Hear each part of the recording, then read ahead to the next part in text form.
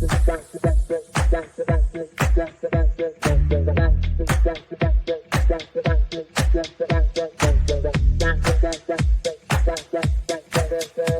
Connections Radio presents.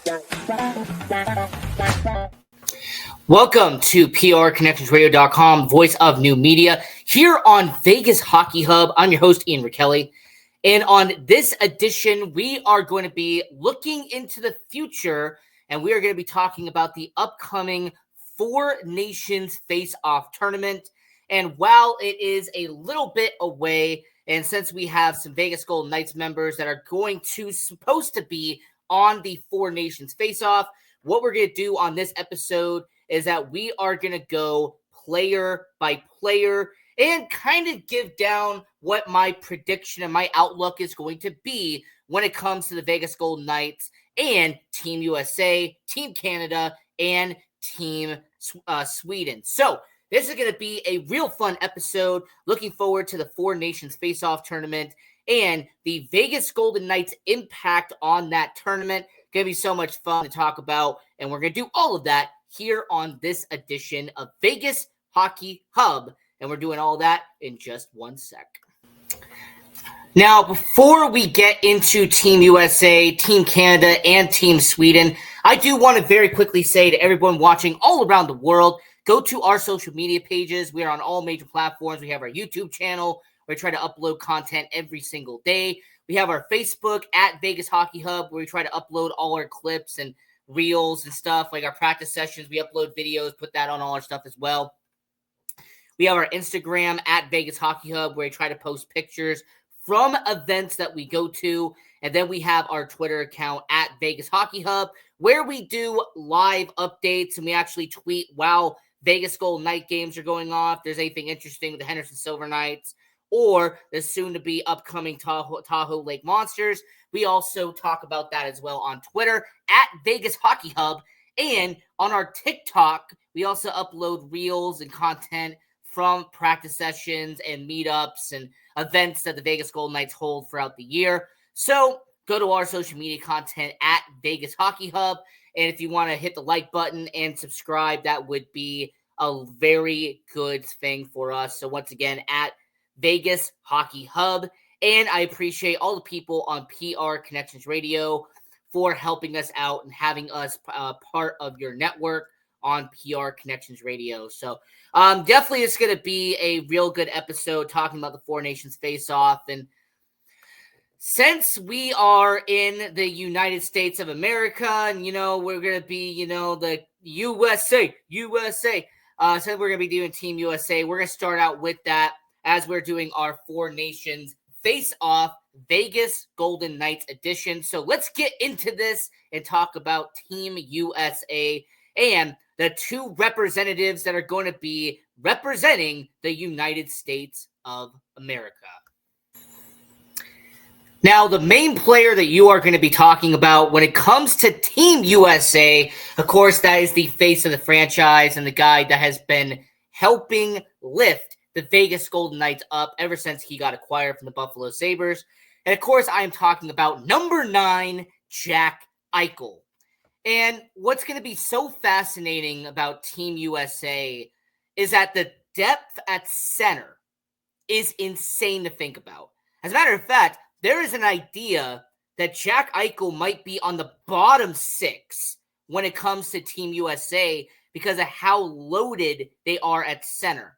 Not only do you have Austin Matthews, who has been consistently a top 5 player in all of the NHL, one of the best goal scorers in all of hockey, but you also have a rising star and a superstar in New Jersey in Jack Hughes, who is also playing at center. So when you really look at what Jack Eichel can provide, let's just say for argument's sake, you put Jack Eichel on the third line. He is the number 3 center on Team USA. Wow, that's insane to think about considering he's a top 15 player in the NHL. He'd be on the third line. If you put him there, the starting lineup and really the pieces you can move around would be insane to think about. Now, according to According to this website, and granted, I understand that things are going to change from here to now, but according to ESPN, they have their projections for the starting lineup for Team USA. That is the basis off of what I'm using for this video. According to this, Team USA, here is what the lines are going to be. Because the way that we see, Kyle Connor, Austin Matthews, and Matthew Tkachuk, that would be one heck of a line. Obviously, Kyle Connor's been amazing out there in Winnipeg, certain asset, someone who can bring some stability to that first line alongside a sniper and one of the best players in the game in Austin Matthews. And then Matthew Tkachuk is someone that not only brings some physicality and some mind games into the NHL, but also is one really good player. That's someone who can bring some good versatility to that first line in Team USA. So, yeah, Jack Eichel obviously would not be on that first line because of Austin Matthews. Line 2 is looking like Jack Hughes would be that second line center. Now, obviously, there's been some people trying to make an argument that they could push him over to the wing, and they can have Jack Hughes play on the first or the second line as a winger and try to bring Jack Eichel up. But from this article that I am looking at, they currently would have Jack Hughes on that second line, and they would be alongside Jake Guentzel and would be Brady Tkachuk. So you would have a Tkachuk on the first line with Matthew, and then on the second line would be Brady Tkachuk. Jake Guentzel, one of the best all-around guys in the NHL, won that Stanley Cup out there in Pittsburgh, has been around a few teams now out there, going to be with Tampa Bay. So on the third line, there is some options there. All right, there are some players that you definitely would want to put in that middle six, but a elite goal scorer and one of the best snipers and someone that you could definitely have, but some versatility as well. And when it comes to Team USA, currently projected, Jack Eichel would be your third line center, which really just shows you the depth that you have with Team USA. And then his line mates, Matthew Boldy out there in Minnesota, young up-and-coming guy. In fact, I believe he is the youngest guy on this roster for Team USA. And Matthew Boldy would be someone that would be able to bring some good synergy onto that third line out there when it comes to Team USA. You team him up with Jack Eichel. And then a guy like Chris Kreider would be someone that you could have on that Team USA who does have some good tools in his skill set that you would be able to team up with Jack Eichel. So, Matthew Boldy, Chris Kreider, and Jack Eichel seems like that third line is what it would end up being. Now, I do want to mention that you do have some players out there that could be options when it comes to Team USA. JT Miller, Dylan Larkin. I know Tage Thompson's done very well out there at out there in the past, out there in Buffalo. Obviously, there are some well-deserved options that are going to get looked at with Team USA. But with Jack Eichel being the third best center coming out of USA, it really shows you how skilled Team USA is. And more importantly, the fact that Jack Eichel could be on a team that wins the entire Four Nations. After all, we're going to talk about his teammate who's going to be on the defensive side in just a second. But for Jack Eichel to be on the third pairing just behind Matthews and just behind Hughes, it really shows you that Team USA is going to be ready for the Four Nations face-off, and I'm really excited to see what happens there.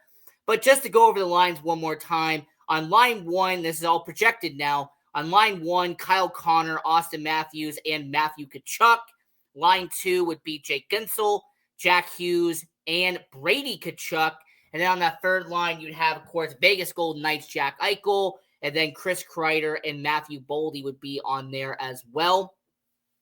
So I think with Jack Eichel, this is going to be a really good tournament. We're going to see him definitely light up the lamp at least once in this tournament, and we're going to see him be a valiant effort for Team USA when it comes to Four Nations face-off. Now, defensively, Noah Hanifin is going to be a part of this team.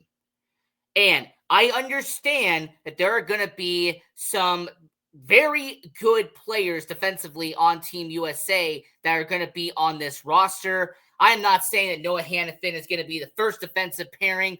I'm not even going to make an argument that he is going to be a lock for second defensive pairing. However, he should be at least on the third defensive pairing. And back to this list, that was the projected lineup for the Four Nations face-off. That is where they currently have Noah Hannafin on the projected list. In fact, the defensive pairings are listed as like this. So defensively, having Quinn Hughes and Adam Fox on that first defensive pairing is going to be a very good positive for Team USA. The fact that you have a guy who, when you have someone defensively, Norris Trophy winner, and then you have someone defensively, Norris Trophy winner, you're going to have two of the top 5 defensemen in the NHL that just so happen to be on that first line for Team USA. And, when it comes to the pairings and everything like that, Quinn Hughes, obviously, Jack Hughes on the forward line, the Quinn Hughes on the defensive line. Unfortunately, Luke Hughes just missed the cut just a little bit. But when it comes to Adam Fox, we know what he can do out there with the New York Rangers. So it's going to be fun to see him be on that same situation with a guy like Quinn Hughes. Now, defensive pairing 2, we could see a situation where, you have a situation where Charlie McAvoy out there from the Boston Bruins and then Slavin out there with the Carolina Hurricanes. And these are going to be 2 very sturdy defensemen. And then when it comes to Noah Hannafin, Zach Werenski out there at the Columbus Blue Jackets, he has been a durable defenseman over the last couple of years when he is not injured. And then Noah Hannafin, we know what he did out there with the Calgary Flames, then the Carolina Hurricanes, and now the Vegas Golden Knights organization. And for Noah Hannafin, his skill set and everything that he has and he's going to bring to the table, I really like what we are going to see from Noah Hannafin. Also, besides, his defensive pairing mate is going to be in this tournament as well, just not with Team USA. We'll talk about him in just a little bit. But overall, Team USA, when it comes to the defensive pairings, having a Noah Hannafin be on that third defensive pairing and teaming him up with someone like Zachary Werenski is going to be a very good option for Team USA. Obviously, there could be some guys that are going to maybe be bumped or someone that could get injured and maybe be a replacement or something like that. Of course, Brock Faber out there, the Minnesota Wild, is a young, up-and-coming guy that defensively Team USA is going to want on that team, is going to have to use him at some point. But Noah Hannafin and Zachary Werenski would be what the projected was going to be for Team USA. So overall, Team USA, Connor Hellebuck and Jake Ottinger is going to be 2 of the most elite goaltenders in the NHL.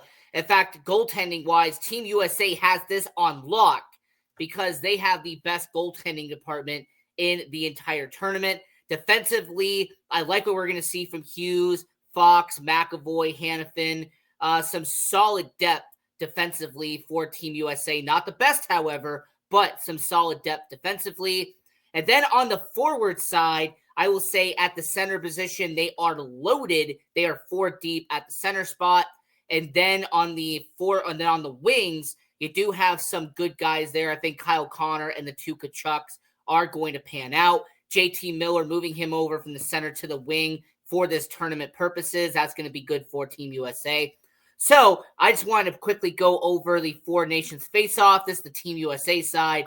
Jack Eichel and Noah Hannafin going to be on that Team USA. And I am biased, obviously, Vegas Hockey Hub. We are based in Las Vegas, Nevada, but going to be rooting for Team USA to win this tournament.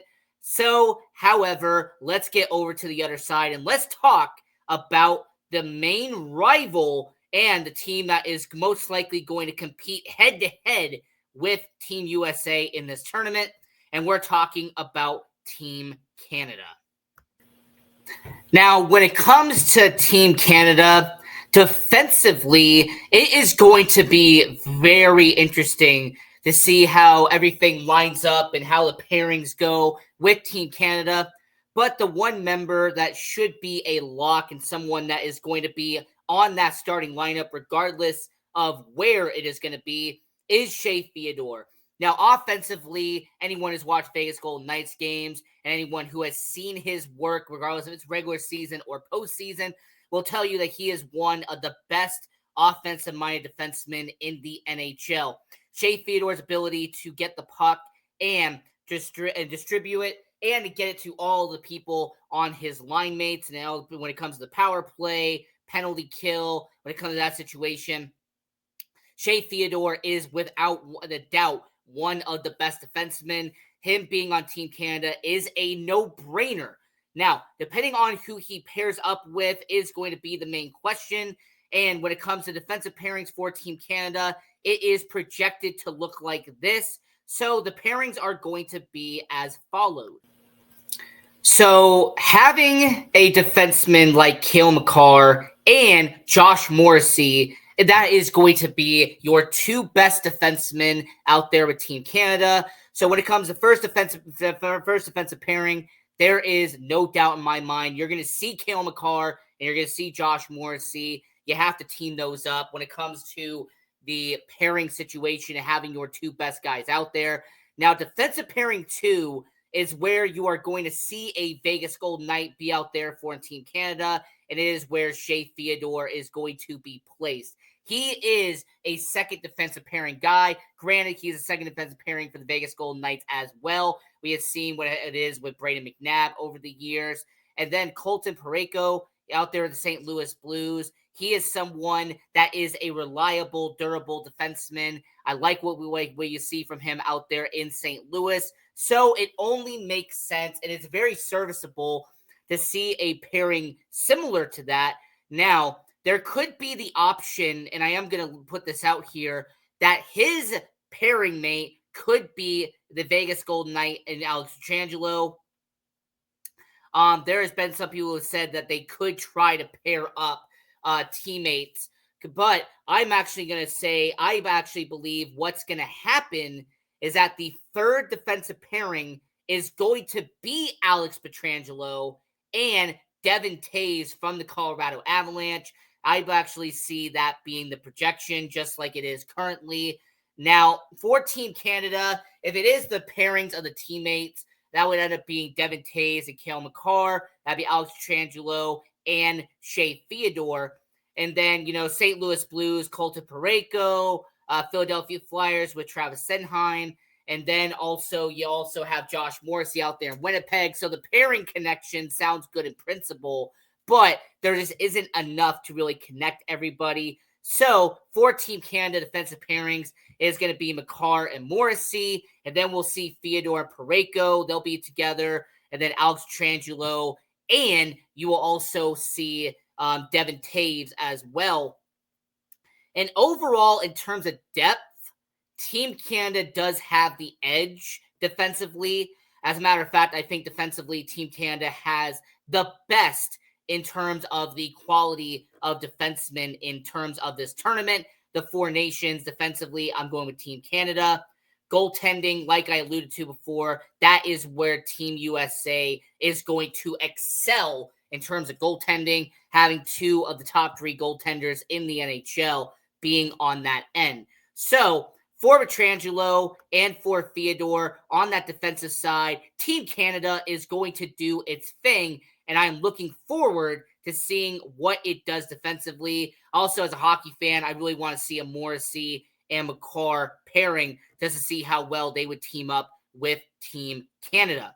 Now, moving over to the goaltending side of it, because there is a lot of people who are wondering about the goaltending. Jordan Binnington, Stanley Cup champion. We are seeing, a lot of reports about him being the starting goaltender. But the backup goaltender looks like Adin Hill is going to fit that slot.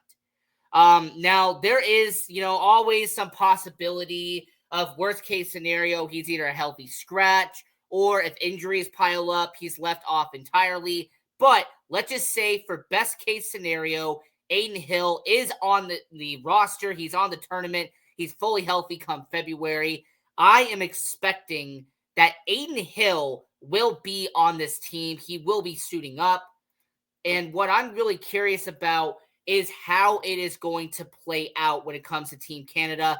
But I will say from a backup perspective, Binnington being the starter and Aiden Hill being the backup, that is what it's going to look like for Team Canada.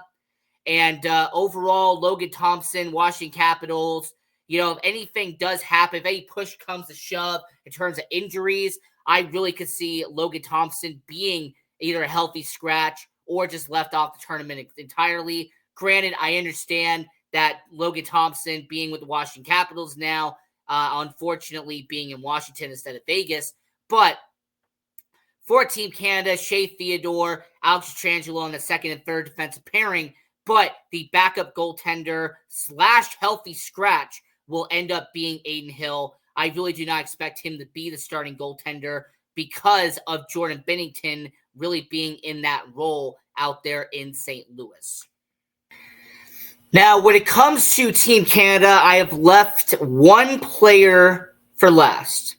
Not only is he the captain of the Vegas Golden Knights organization, but when it comes to the lines, the projected lines for Team Canada, it's going to be really interesting to see who he gets paired up with, because I have no doubt in my mind that he is going to be a future Hall of Famer, and going to be really curious to see what happens there. But Mark Stone, his place on Team Canada, now obviously if injuries happen, things can change. Obviously, there's some stuff that's going to happen between then and now, but for argument's sake, let's say that number 61, the captain of the Vegas Golden Knights, he is 100% healthy, ready to go, and he will be on Team Canada.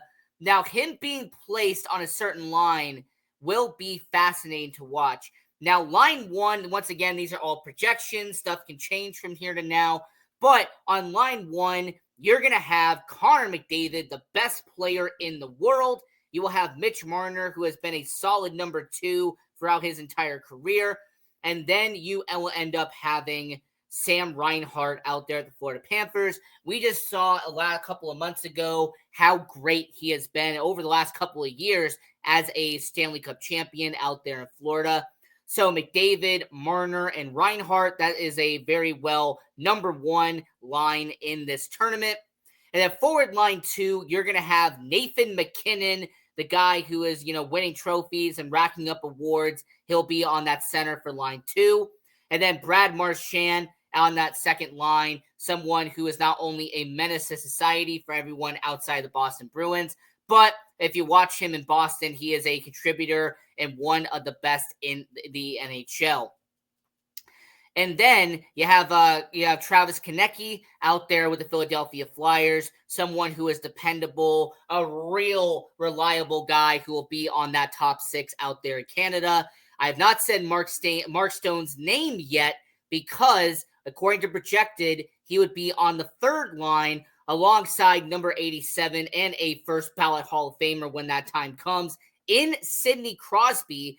And then he will have a younger contributor, a Stanley Cup champion, in Brandon Hagel on that line. So, I mean, really talking about hockey and breaking it down, a third line with Sidney Crosby, Brandon Hagel, and Mark Stone, that would be one of the best in this tournament in terms of a bottom 6 line. I mean, when you compare this line to what it's going to be on Team USA, I mean, Jack Eichel being on that third line with Team USA alongside Matthew Boldy and Chris Kreider. So, I mean, if you tell me in the comment section down below, which one sounds better to you? Crosby, Hagel, and Stone, or Eichel, Boldy, and Kreider? So that's kind of an interesting comparison there in terms of lines.